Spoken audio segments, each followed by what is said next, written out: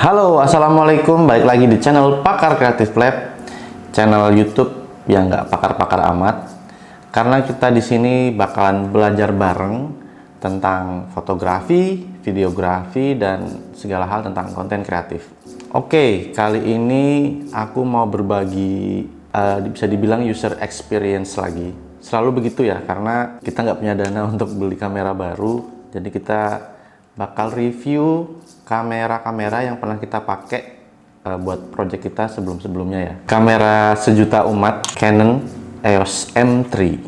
Kenapa sejuta umat? Karena Canon itu sangat visioner. Di zaman dulu dia udah flip screen, terus menunya itu nggak ribet kayak Sony atau Fuji gitu ya. Sangat gampang banget dipakai orang awam yang pertama kali megang Canon pasti langsung bisa karena sangat gampang pengoperasiannya ya. Cerita sedikit, rilisnya kamera ini sekitar tahun 2015 pertengahan. Kamera ini punyanya tim kita juga. Dia beli tahun 2018 atau 19 kisaran segitu. Teman-teman kalau ingat video ini, punya produk yang pengen dibikinin video kayak gini?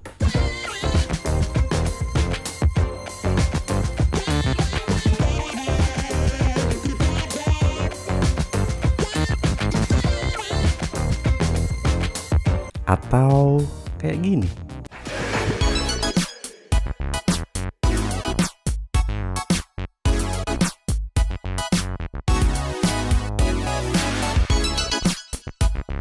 Video yang teman-teman nonton itu adalah video pertama kita di YouTube, video perkenalan channel ini. Itu ada dua video yang kita kasih lihat diproduksi pakai kamera Canon EOS M3 ini. Kalau untuk bikin iklan gitu, kalau cuma untuk Instagram atau YouTube juga masih bisa ya. Kalau untuk produksi kelas broadcast atau mungkin pembuatan film yang serius gitu kayaknya kurang, aku nggak rekomendasiin. Tapi kalau cuma buat foto di Instagram atau mau bikin iklan kecil-kecilan gitu kayak di Instagram, yang kayak teman-teman lihat tadi, video tadi, ini masih bisa banget. Oke, aku langsung aja berbagi keunggulan kamera Canon EOS M3 ini selama kita pakai kurang lebih setahunan kayaknya ya, sampai akhirnya ini udah mati nggak bisa dipakai. Oke, keunggulan yang pertama, ini udah Full HD, jadi udah lumayan tajam. Apalagi kalau teman-teman mesti ya, kalau aku membahas kamera APS-C atau kamera entry level, kamera yang buat pemula-pemula gitu, mesti aku selalu menyarankan untuk upgrade lensanya. Kayak ini kita pakai 7 Artisan 35mm f1.2. Hasilnya teman-teman bisa lihat tadi yang aku kasih lihat di awal sama video perkenalan kita itu ya. Lumayan tajam, terus untuk low lightnya juga lumayan karena bukaannya 1.2. Tapi teman-teman harus bijak makainya, karena kalau kita pakai bukaan yang paling besar, otomatis shallow depth of field-nya juga semakin kecil. Kalau untuk detail makanan itu nggak aku saranin untuk pakai bukaan yang besar kayak gitu ya. Jadi teman-teman pintar-pintar nyari sweet spot untuk lensanya.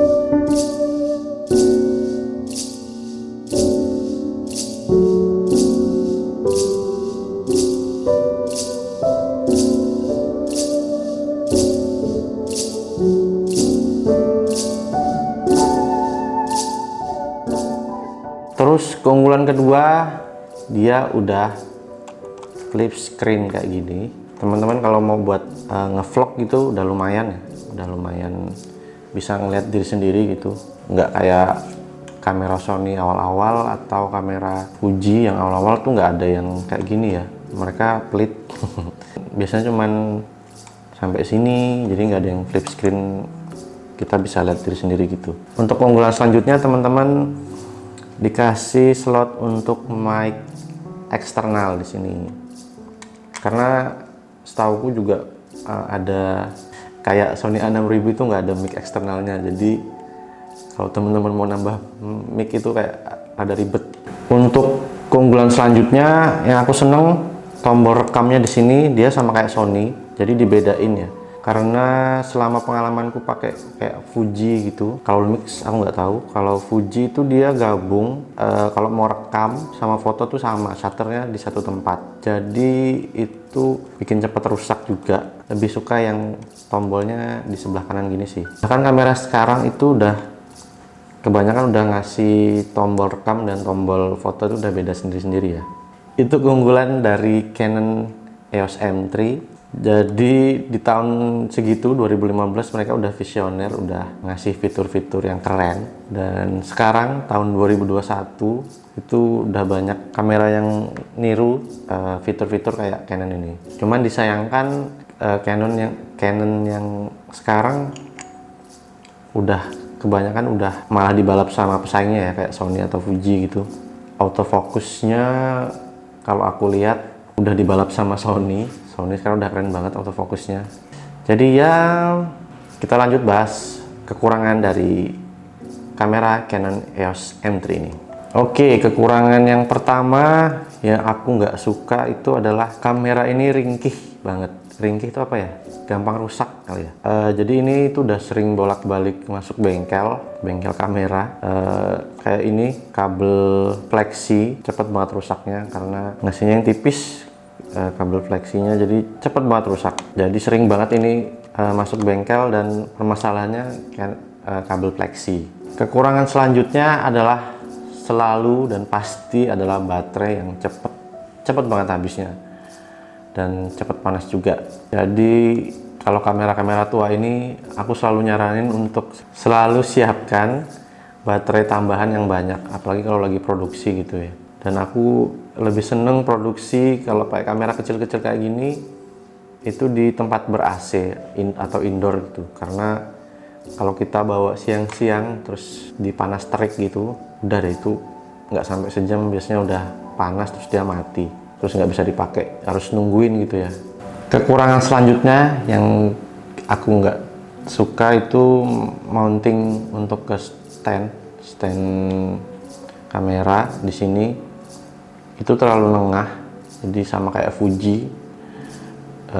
Jadi dia kalau kita misal lagi di stand atau pakai gimbal, kalau kita mau ganti baterai otomatis kita harus lepas dulu dari standnya baru bisa dibuka. Kalau yang Sony dia udah agak menjauh dari tempat baterainya, jadi kalau posisinya di stand itu bisa langsung kita buka, langsung ganti baterai. Kekurangan selanjutnya yang kita kurang suka itu autofocus. Menurutku Canon yang APS-C ini yang mirrorless itu masih kurang, autofocusnya masih kurang cepat dibanding DSLR-nya.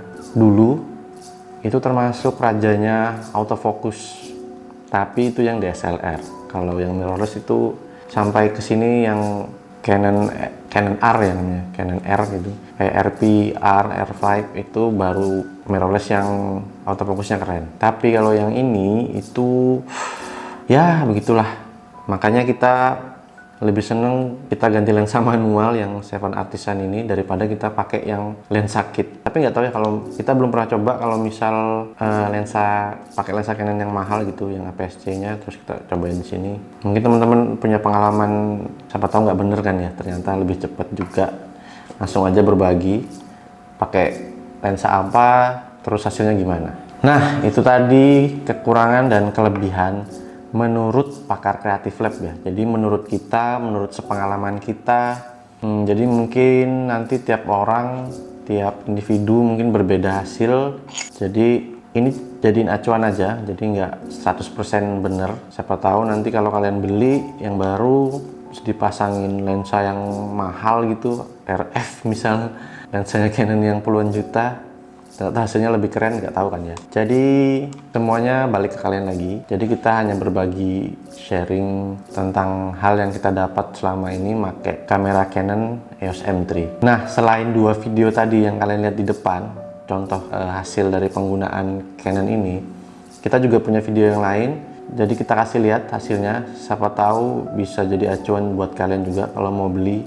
Jadi meyakinkan diri kalian ya.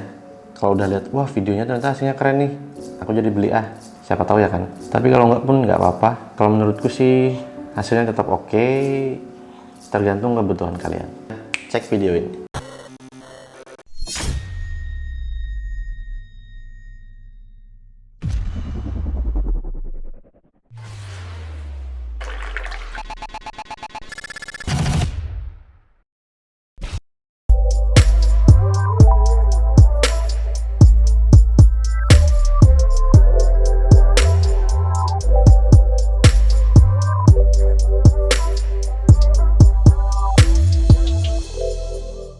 Nah, itu tadi hasil dari kamera Canon EOS M3. Tambahan info, kita selama produksi video-video tersebut, kita pakai lensa 7 Artisan yang manual ini ya. Jadi nggak pakai yang lensa kit. Oke, segitu dulu dari saya, Ari Kurniawijaya. Terima kasih buat teman-teman yang udah nonton video Pakar Kreatif Lab. Silahkan komen di bawah kalau mau ada kamera yang mau direview. Kalau suka sama video ini, silahkan like, share, dan komen di bawah. Terima kasih udah mau nonton. Jangan lupa di subscribe. Sampai ketemu di video selanjutnya. Wassalam, bye bye. Review kamera